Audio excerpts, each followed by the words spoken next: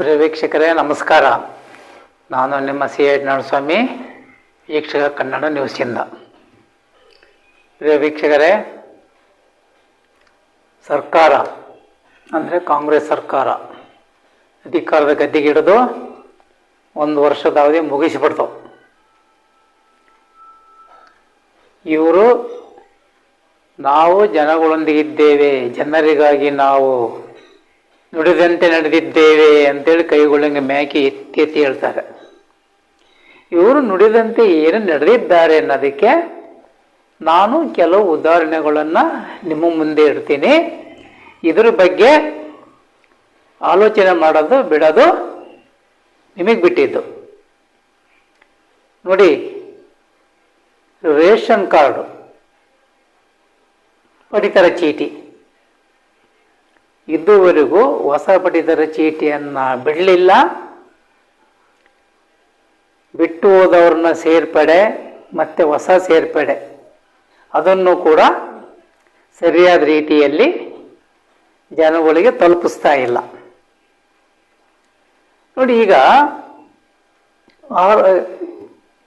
ಈಗ ಆಹಾರ ಇಲಾಖೆ ಇರೋದೇನಕ್ಕೆ? ಜನರ ಸಮಸ್ಯೆಗಳಿಗೆ ಸ್ಪಂದಿಸಕ್ಕೆ. ಖಂಡಿತ ಅಲ್ಲಿ ಯಾವುದೇ ಸ್ಪಂದನೆ ಆಗ್ತಾ ಇಲ್ಲ. ಅವರು ಒಂದೇ ಉತ್ತರ, ಸರ್ಕಾರ ಹೇಳಿದಂತೆ ನಾವು ನಡೀತಾ ಇದ್ದೀವಿ ಅಂತ. ನೋಡಿ, ಈಗ ಹೊಸ ಸೇರ್ಪಡೆಗೆ ಮತ್ತೆ ಕಾರ್ಡಲ್ಲಿರುವವರನ್ನ ತೆಗೆದುಹಾಕ್ಲಿಕ್ಕೆ ಆಹಾರ ಇಲಾಖೆಯಲ್ಲಿ ಅವಕಾಶನೇ ಇಲ್ಲ. ಅದಕ್ಕೆ ಅವರು ತೋರಿಸೋದು ಕರ್ನಾಟಕ 1 ನಗರ ಪ್ರದೇಶದವರಿಗೆ, ಗ್ರಾಮ 1 ಗ್ರಾಮಾಂತರ ಪ್ರದೇಶದವರಿಗೆ. ಈ ಕರ್ನಾಟಕ 1 ಗ್ರಾಮ 1 ಅನ್ನೋದು ಸರ್ಕಾರದ ಅಧೀನದಲ್ಲಿ ನಡೀತಕ್ಕಂಥದ್ದು.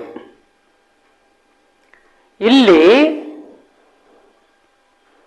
ಸಾರ್ವಜನಿಕರಿಗೆ ಯಾವುದೇ ಪುಕ್ಕಟೆಯಾಗಿ ಕೆಲಸ ಆಗೋದಿಲ್ಲ. ಸೇರ್ಪಡೆಗೆ ಮತ್ತೆ ರೇಷನ್ ಕಾರ್ಡಿಂದ ಯಾರಿಗನ ತೆಗಿಲಿಕ್ಕೆ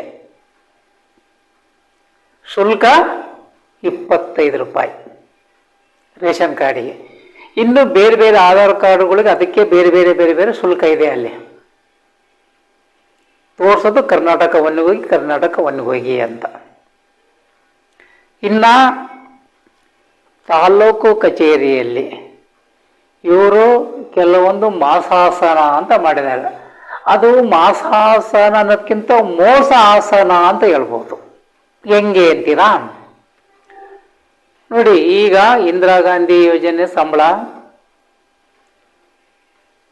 ಸಂಧ್ಯಾ ಸುರಕ್ಷೆ, ಅಂಗವಿಕಲ ಮತ್ತೆ ಇನ್ನೂ ಅನೇಕ ಸಂಬಳ ಮಾಸಾಸನಗಳ ಜಾರಿ ಮಾಡಿದ್ದಾರೆ. ನಿಜಕ್ಕೂ ತಾಲೂಕು ಕಚೇರಿಯಲ್ಲಿ ಇರತಕ್ಕಂಥ ಕಂಪ್ಯೂಟರ್ನಲ್ಲಿ ಆ ಅರ್ಜಿ ತಗೊಳ್ಳೋದೇ ಇಲ್ಲ. ಆ ಗಣಕೇಂದ್ರ ಇರುವಾಗ ನಮ್ಮಲ್ಲಿ ಅದು ತೊಂದರೆ ಇದೆ, ಇದು ತೊಂದರೆ ಇದೆ ಅಂತ ಹೇಳಿ ಅವರನ್ನ ಖಾಸಗಿ ಕಂಪ್ಯೂಟರ್ಗೆ ಕಳಿಸ್ತಾನೆ. ಅಲ್ಲಿ ಒಂದು ಅರ್ಜಿ ಹಾಕ್ಲಿಕ್ಕೆ 200 ರೂಪಾಯಿ ಬರೆಸ್ಬೇಕು. ಕೊಡು ಬರುವ ಏನು ಮಾಡಬೇಕು? ಮತ್ತು ತಾಲೂಕು ಆಫೀಸಲ್ಲಿ ಯಾಕೆ ಕಂಪ್ಯೂಟರ್ ಇಕ್ಕಿದ್ರ ನೀವು? ಅಲ್ಲಿ ಕಂಪ್ಯೂಟರ್ ಏನಾಗಿದೆ ಅಂತ ಅದರ ನಿರ್ವಹಣೆ ನೋಡ್ಕೊಂತಾರೆ ಯಾರು? ತಹಸೀಲ್ದಾರರು.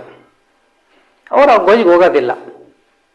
ಅದು ಒಂದಾದರೆ, ಇನ್ನು ಈ ರೇಷನ್ ಕಾರ್ಡ್ ಬಂದರೆ ಈ ಕರ್ನಾಟಕ 1ನಲ್ಲಿ ಶುಲ್ಕನ ಇವರು ಭರಿಸಲೇಬೇಕು.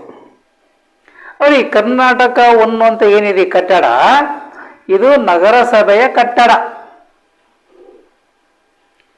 ಇಷ್ಟು ಶುಲ್ಕ ತಗೊಂಡ್ರು ಈ ಕಟ್ಟಡದ ಪರಿಸ್ಥಿತಿ, ಮೇಲ್ಚಾವಣಿ ಏನು ಆಗಿದೆ ಅಂತ ನೋಡ್ರಿ. ಇದು ಸುಮಾರು ಹಳೆಯ ಕಟ್ಟಡ. ಒಂದು ವೇಳೆ ಇದು ಈಗ ಬರ್ತಿರೋ ಮಳೆಗೆ ನೆಂದು ನೆಂದು ನೆಂದು ನೆಂದು ಸಾರ್ವಜನಿಕರ ಮೇಲೆ ಬಿದ್ದರೆ ಯಾರು ಹೊಣೆ? ರಾಜಕಾರಣಿಗಳು ಏನಾದರೂ ಬಂದಿಲ್ಲಿ ಕೂತ್ಕೊಂಡು ನೋಡಬೇಕು ಅವ್ಯವಸ್ಥೆ ಏನಾಗಿದೆ ಅಂತೆ. ಇಂಥ ಕಟ್ಟಡಗಳು ಅನೇಕ ಇದಾವೆ, ಶಾಲೆ ಕಟ್ಟಡಗಳು ಕೂಡ ನಾವು ಮುಂದಿನ ದಿನಗಳಲ್ಲಿ ತೋರಿಸ್ತೀವಿ.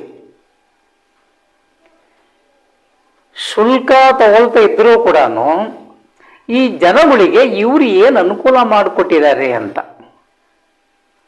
ಆ ಮೇಲ್ಚಾವಣಿ ಏನಾದ್ರು ಬಿದ್ದರೆ ಅಲ್ಲಿ ಗಣಕ ನಿರ್ವಾಹಕರು ಹೇಳ್ತಾರೆ, ನಮಗೂ ಭಯದಿಂದ ಇಲ್ಲಿ ನಾವು ಕರ್ತವ್ಯ ನಿರ್ವಹಿಸ್ತಿದೀವಿ ಅಂತೇಳಿ.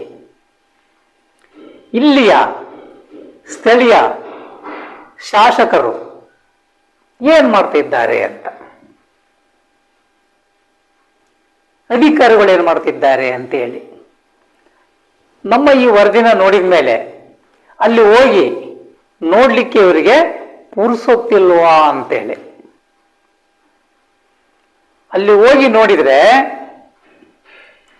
ಯಾವ ರೀತಿ ಇದೆ ಕಟ್ಟಡದ ಸ್ಥಿತಿ ಅಂತ ಗೊತ್ತಾಗುತ್ತೆ, ಮೇಲ್ಚಾವಣಿ ಸ್ಥಿತಿ ಏನಾಗಿದೆ ಅಂತ ಗೊತ್ತಾಗುತ್ತೆ.